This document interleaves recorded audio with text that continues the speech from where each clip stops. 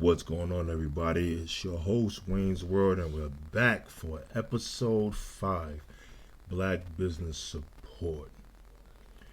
As I stated before, these are just opinions. Nothing I'm stating is typically facts. Anything can be debated. If you feel that way, comment, subscribe, follow, email, DM, or Facebook. Email is galoretalk@gmail.com. Talk_galore. You can DM me there on Instagram, and you have items galore on Facebook.com. Before I begin, I'd like to give a quick shout out to B-Bay's Professional African Hair Braiding Shop. That's B-Bay's Professional African Hair Braiding Shop. That's on 453 West Main Street in Waterbury, Connecticut. So if you reside in Connecticut or if you're directly living in Waterbury, 453 West Main Street, Waterbury, Connecticut. If they ask you how do you find out about them, you let them know Wayne's World sent you there. I gave a shout out from the podcast. I believe they do not do walk-ins, so you'll have to call for an appointment. With that being said, I'd like to touch on my topic of black business support. I realize a lot of different nationalities support one another, especially when it comes to business and making money. There's none too many really challenging or trying to jump ahead of the other. They all seem to work together. For example, I can go to my local deli and see someone there, go 10 blocks to another deli and see somebody else I used to see at the previous deli. And come to find out, they either own that one also, or they work together with someone who owns that deli. Same thing with the Chinese restaurants. They all seem to work together as one when it comes to making money. But I feel like the African American ethnic group doesn't seem to want to be on the same page most of the time. I'm not going to say all of the time. From what I've seen recently and in years past, a lot of us would really run to go get the new Tommy Hilfiger shirt or Tom Ford, Gucci, and these are basically names that they're buying. And the price of a t-shirt can cost almost $500. And then you have African American creators who create their own brands so that they can be as big as some of these other ethnic groups' brands, and they may charge maybe $100 for a shirt.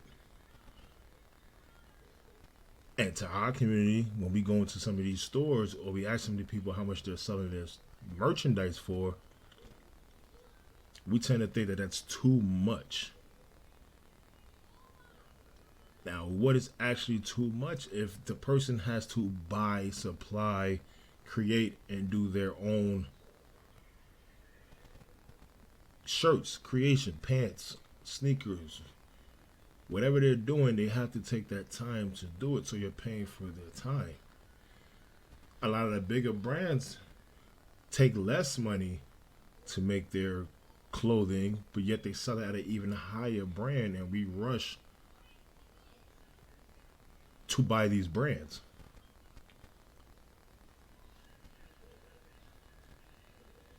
Our community doesn't seem to want to help the other build more wealth that we can either put back into our own communities or give back to our children to create this generational wealth, that we need to be pursuing. Because when it comes to wealth, our community seems to be in last place running this race.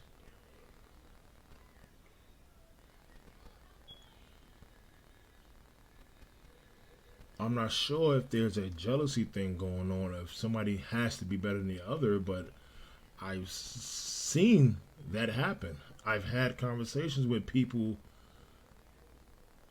see something that somebody else has and want it, or get mad at the person for having that, and it's like, have you understand what they went through to get it?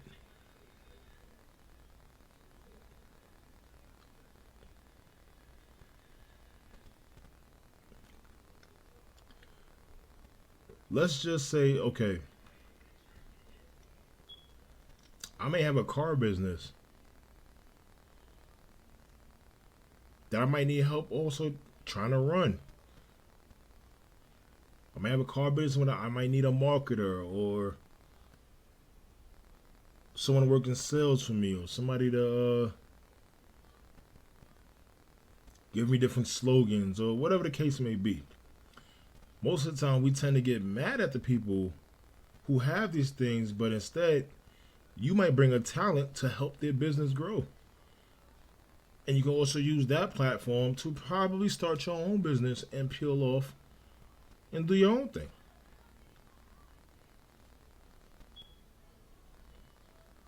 I just feel like in order for us to reach the pedestal and the totem that we should be on, at least as a community, because everywhere we turn, everybody else is putting stores where we live, but we're not putting stores where they live. And the fact that they are more consumers from our end than they are consumers, it kind of makes us an easy target for them to take the money from us that we earn and get, instead of putting it into each other and growing our own businesses within our own neighborhoods, where we don't have to go outside to help others build their generational wealth, but we're not helping our own build that same general wealth.